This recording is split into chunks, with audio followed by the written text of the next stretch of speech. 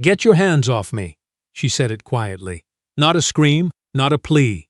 The kind of voice that had spent decades learning it didn't need to rise to be heard. The security guard didn't care. His name was Dylan Pruitt, and he had worked the front desk of Hargrove Memorial Hospital for 11 years. He knew the difference between doctors and visitors.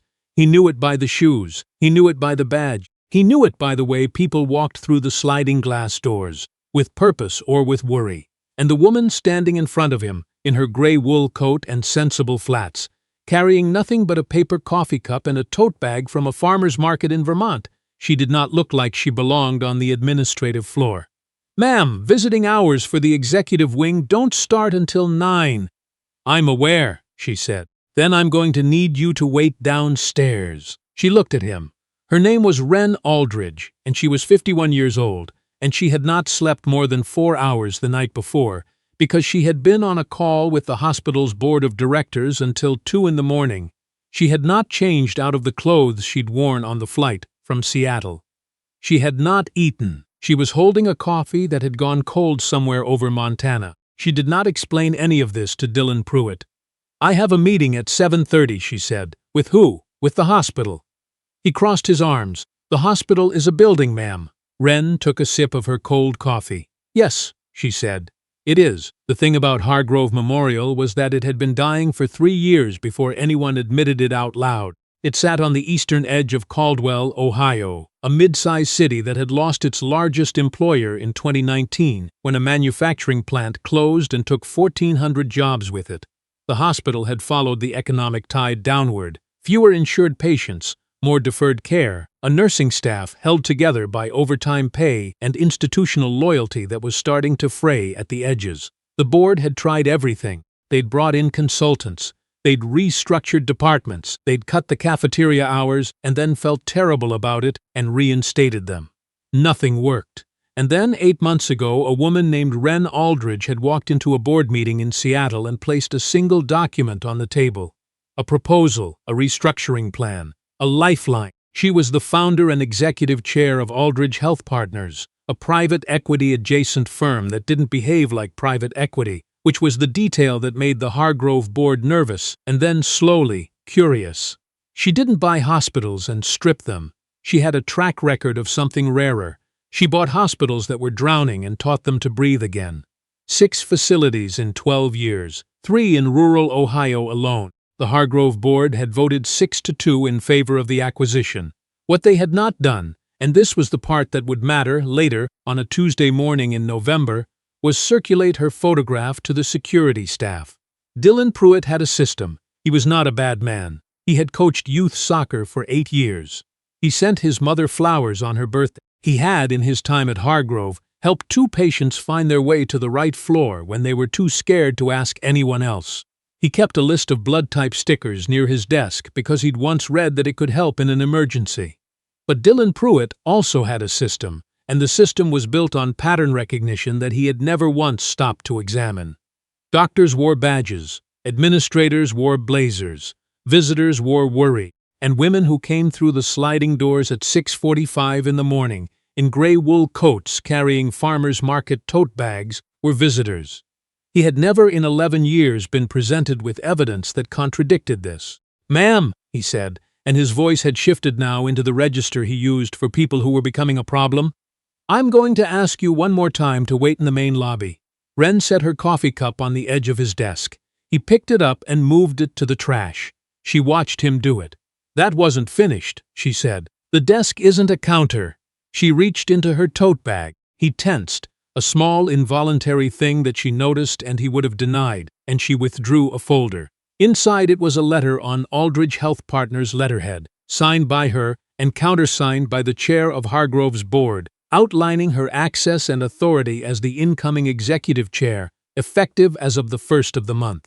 She placed it on his desk. He looked at it for approximately 3 seconds. "Anyone can print a letter," he said.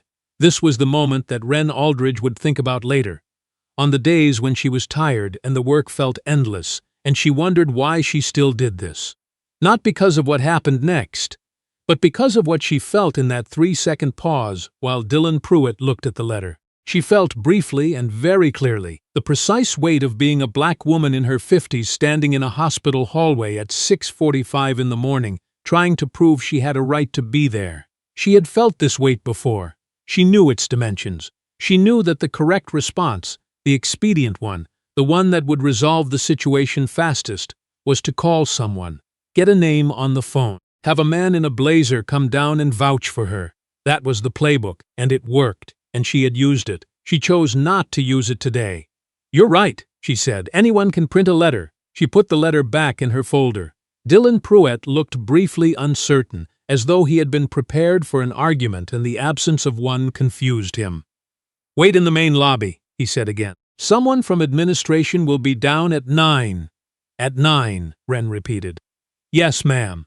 She picked up her tote bag. She looked at the trash can where he had put her coffee. She looked at the elevator bank behind him.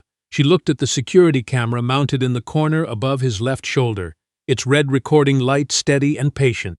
Then she sat down in one of the 4 chairs in the waiting area outside his desk and crossed her ankles and took out her phone. At 6:53, she sent an email. It was short. It went to 3 people, the chair of Hargrove's board, the hospital's interim CEO, and her own assistant in Seattle. It said, "Please send the signed acquisition documents to the front security desk at Hargrove Memorial. I appear to have arrived before my credentials." Her assistant replied in 4 minutes, "Already on it. Also, Dylan Pruitt has been with the hospital since 2013. Do you want HR involved?" Wren thought about it. "Not yet," she typed back. She put her phone in her pocket and looked around the lobby. She was good at this, at sitting still in rooms where she was supposed to feel unwelcome and simply not feeling it. Or, more accurately, feeling it completely and then setting it down the way you'd set down a heavy bag and choosing to notice other things instead. She noticed the paint on the ceiling near the east wall was bubbling. She noticed the chairs in the waiting area were the cheap, stackable kind, and that 3 of the 4 had small tears in the vinyl. She noticed the hand sanitizer dispenser near the elevator was empty. She noticed the fluorescent light above Dylan Pruitt's desk flickered every 40 seconds with the reliability of a metronome. She was taking a note about the light when the elevator opened. The man who came out of it was moving fast. His name was Vincent Caro, and he was the hospital's interim CEO, and he had been at Hargrove for 18 months, and he was very good at his job in all the ways that mattered and slightly limited in his imagination, which was a distinction she had made about him in their first phone call and had not revised since. He saw her and stopped. "Ms. Aldridge," he said, "I am so sorry, I just got the email." "Vincent," she said, "good morning." He looked at Dylan Pruitt. Dylan Pruitt looked at the desk. Did something happen?" "I had some trouble with access," Wren said. She stood up, smoothed her coat. "It's fine. I'd like to get upstairs. We have a lot to go through before the 7:30. "Of course! Of course!" Vincent pressed the elevator button. He was radiating the specific energy of a man who understood something had gone wrong and was furiously calculating how wrong. "I want to apologize personally. The ceiling on the east wall needs attention," she said, gesturing. "And the hand sanitizer dispenser by the elevator is empty. First impressions matter. Patience notice." The elevator opened. She stepped in. Vincent followed, and as the doors closed, he said, "I'll have facilities up here by 8. "I know you will," she said. She watched the floor numbers rise. "Lobby, 2, 3, 4, Ms. Aldridge," he said. For what it's worth, he was doing his job. She looked at him. "He was doing a job," she said. "I'm not sure it was his." The meeting at 7:30 had 17 people in it. They sat around a conference table on the 6th floor. The administrative floor, the one Wren had not been permitted to access 45 minutes ago, with printed agendas and laptops and the specific alertness of people who had arrived early to make a good impression on someone they hadn't yet met. Wren came in carrying a new coffee that Vincent's assistant had pressed into her hands in the hallway. She sat at the head of the table. She did not introduce herself. Everyone in the room already knew who she was. That was the first thing she had asked Vincent to confirm before any meeting. "Everyone should know exactly who I am before I walk in." Not for her ego, for efficiency. "Before we start," she said, "I want to ask a question." The room went quiet in the way rooms do when the person at the head of the table is new and powerful and no one yet knows what they want. "How many of you were here when the East Wing renovation stalled in 2022? 6 hands went up. Good, she said. I'm going to need your institutional memory today. Don't edit it. Tell me what actually happened, not what the reports say happened. A woman near the center of the table, late 30s, reading glasses pushed up on her forehead, the look of someone who had been waiting for permission to tell the truth for some time, let out a breath that wasn't quite a laugh. That's going to take more than one meeting, she said. I know, Wren said. We'll schedule as many as it takes. What's your name? Priscilla Dane. I'm the director of nursing operation. Priscilla. Wren made a note. I'm going to need you to walk me through the staffing model after this. Not the official one. The real one. Priscilla Dane looked like someone who had just been handed exactly the conversation she'd given up hoping would happen. Yes, ma'am, she said. The meeting ran until 10:15. By the end of it, Wren had 3 legal pads covered in notes, a mental map of where every structural problem in the hospital lived, and a tentative list of which people in this building were going to be essential and which ones were going to be difficult. She also had a quiet knock on the conference room door at 9:40, which turned out to be Dylan Pruitt. He did not come in. He stood in the doorway in his uniform, holding his cap in his hands, and he looked like a man who had recently been walked through something he hadn't fully understood until it was explained to him clearly. Wren looked at him. The room looked at him. He said, Ms. Aldridge, I was told. I wanted to come up and apologize. In person. I didn't. He stopped. Started again. I made an assumption. And I was wrong. The room was very quiet. Wren set down her pen. Dylan, she said. Yes, ma'am. Close the door. He looked startled. He stepped fully into the room and closed the door behind him and stood there holding his cap, and 17 people watched him and waited. Sit down, she said. He looked around, found an empty chair near the door, and sat in it carefully, like someone lowering themselves into water they weren't sure was warm. I'm not going to fire you, she said. He let out a breath. But I'm going to tell you something, and I need you to actually hear it. She looked at him directly. You held the door against me for 40 minutes this morning based on nothing more than what I looked like. Not my credentials, not my behavior, not any policy you can point to in a manual. What I looked like, and in a hospital, in a building where people come in sick and scared and needing to trust that they will be treated according to what's actually happening to them and not how they appear. That is a problem. Dylan Pruitt was looking at the cap in his hands. Yes, ma'am, I don't want an apology from you. I want you to think about the other people who have stood in that lobby, people who needed to be somewhere and couldn't get there because someone made a fast judgment based on a coat and a tote bag. Think about what that costs. Not just them, this hospital. He was quiet for a moment. Then he said, Were there a lot of them? It was not the question she had expected.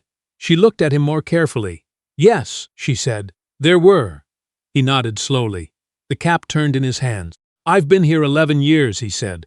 I thought I was good at it.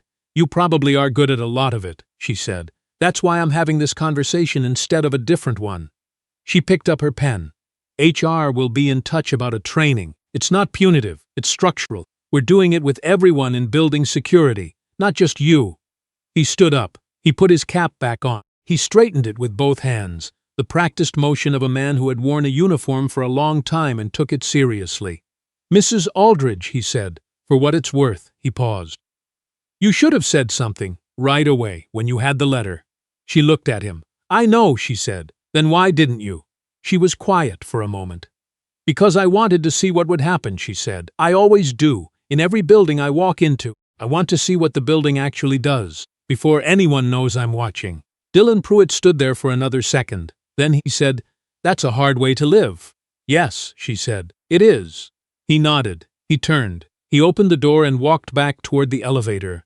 The room watched him go. Priscilla Dane, the director of nursing, who had not moved or spoken since he'd come in, looked at Wren and said very quietly, How often does it go the other way? More often than it should, Wren said. She turned back to her legal pad. All right, she said. Staffing model. Let's go. Vincent Caro came to find her at noon. She was eating a sandwich in the small glass-walled office they'd set up for her at the end of the administrative hallway, reviewing the capital expenditure reports she'd requested in the morning meeting. The fluorescent light above the desk flickered. She had noted it was the same interval as the one downstairs.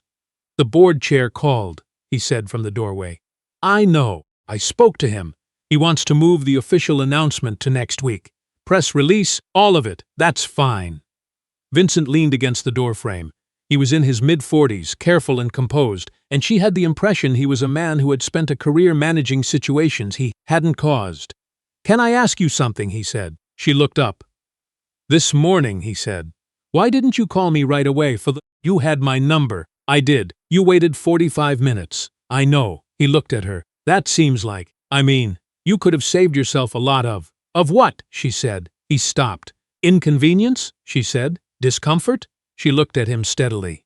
"Vincent, I have spent my entire career walking into rooms that weren't sure I belonged there. I learned a long time ago that calling someone to vouch for you solves the immediate problem and leaves everything else exactly where it was." She turned back to the reports. "I want to know what this building does when no one's watching. That's the only way to actually fix it." He was quiet. "The light above this desk flickers," she said. "Same as the one downstairs. I need someone from facilities to check the whole building's electrical. I'll make the call. Thank you." He turned to go. "Vincent," she said. He stopped. "You're good at keeping things running," she said. "That's not a small thing. I want you to stay." He looked at her. "That wasn't in question," he said, but his voice had shifted slightly, something that had been braced releasing. "I know," she said. "I'm telling you anyway." She stayed until 7 that evening.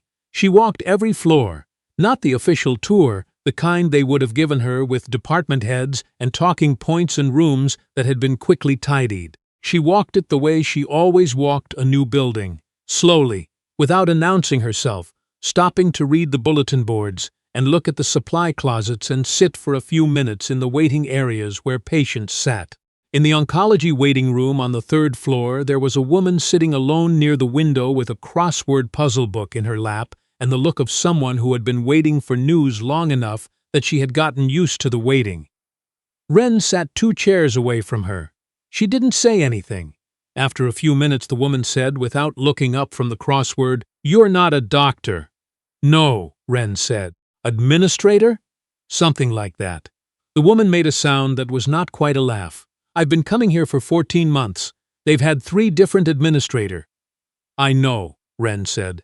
The woman looked up. She had sharp eyes and gray hair cut close, and she had the specific quality of people who have been through a lot and are no longer impressed by most things. "You're the new one," she said. It wasn't a question. "Yes," Wren said. The woman looked at her for a long moment. "The bathroom on this floor," she said, "has been out of paper towels every Tuesday and Thursday for 2 months." Wren took out her phone and made a note. "The chairs in this room," the woman said, "are hard. I know that's not a medical issue, but when you're sitting in them for 3 hours waiting to hear whether your husband's treatment is working, it matters." Wren made another note. "The nurse on the afternoon shift," the woman said, "her name is Keisha. She remembers every patient's name and every family member's name, and she brings warm blankets from the warmer when she doesn't have to. She's been here 6 years. She paused. "I heard there were going to be layoffs." "I'm not planning layoffs," Wren said. "I'm planning to hire." The woman looked at her for another moment. "Well," she said. She looked back down at her crossword. That would be a change. At 6:58, Wren rode the elevator back down to the lobby. Dylan Pruitt was at his desk. His shift ended at 7. He was filling out his incident log, the careful block handwriting of someone who took the paperwork seriously. He looked up when the elevator opened. They looked at each other. She stopped at his desk. He straightened slightly. "The dispenser by the elevator," she said. "Hand sanitizer. Did facilities restock it?" He looked. The red light on the dispenser was now green. "Yes, ma'am," he said. "Around 2. Good." She shifted her tote bag on her shoulder. "I'll see you tomorrow, Dylan." He looked slightly surprised, as though he had expected some version of resolution that didn't include a tomorrow. "Yes, ma'am," he said. She walked toward the sliding door. The cold November air came in off the street, carrying the smell of rain and exhaust and the distant industrial sweetness of something she could never identify and had stopped trying to. She stopped. She turned back. "Dylan." He looked up again. "The 2 people who were in here this morning after me before 9 o'clock, a man in a yellow jacket and a woman with a red bag." He thought about it. "Yeah," he said slowly. "I told them visiting hours were at 9. Were they visitors?" He opened his mouth, closed it. "The man in the yellow jacket," she said, "was a physical therapist, named Samuel Okafor. He was covering a 7 a.m. appointment for a patient who can only come in before work. He has worked here for 3 years. She looked at him. The woman with the red bag was a patient. She had a follow-up with oncology. She was early because she'd taken 2 buses to get here. The incident log was very still under Dylan Pruitt's hands. They both went back outside, Wren said. Samuel Okafor was 20 minutes late for his patient. The woman, I don't know her name. She was gone by the time I thought to ask. She let that sit for a moment. Tomorrow, she said. I want a proposal on my desk for revising the morning access policy. Talk to Priscilla in nursing operations. She'll have context. Yes, ma'am. She looked at him one more moment. You asked me this morning why I don't just announce myself, she said. That's why. She turned and walked through the sliding doors. The glass closed behind her. Dylan Pruitt sat at his desk for a long time after that, the incident log open in front of him, and thought about a man in a yellow jacket and a woman with a red bag, and the gap between what he'd seen and what had actually been there. The press release went out the following Tuesday. It was 2 paragraphs. It announced the acquisition of Hargrove Memorial Hospital by Aldridge Health Partners and named Wren Aldridge as executive chair effective immediately. It noted her track record with 6 previous hospital turnarounds in 12 years. It was accompanied by a photograph taken in the 6th floor conference room. Wren at the head of the table, legal pad in front of her, pen in hand, the look on her face of someone who has already begun. The local paper ran a longer profile the following Sunday. The reporter had done her research. The piece talked about Wren's career, her methodology, her reputation in healthcare circles for walking into failing systems and finding what was actually broken rather than what looked broken. Halfway through the piece, there was a paragraph about her first morning at Hargrove. Someone had talked. The reporter didn't name the source, but described in general terms what had happened. A security guard, a waiting area, 45 minutes, and a woman who had chosen not to make a phone call. The reporter had asked Wren why. Wren's quote, printed in the Sunday edition, was this: "You learn more about a place in the first hour than in the first year of official reporting. The question isn't whether people know the rule, it's whether the rules were built for everyone, or just for the people who already look like they belong." The paper got more letters to the editor about that paragraph than about anything it had published in recent memory. Some of them were angry, most of them were not. Priscilla Dane, the director of nursing operations, read the piece at her kitchen table on Sunday morning with her second cup of coffee, and when she got to that paragraph she stopped and read it again. Then she cut it out. She was not sure why. She put it in the drawer where she kept things she didn't want to lose.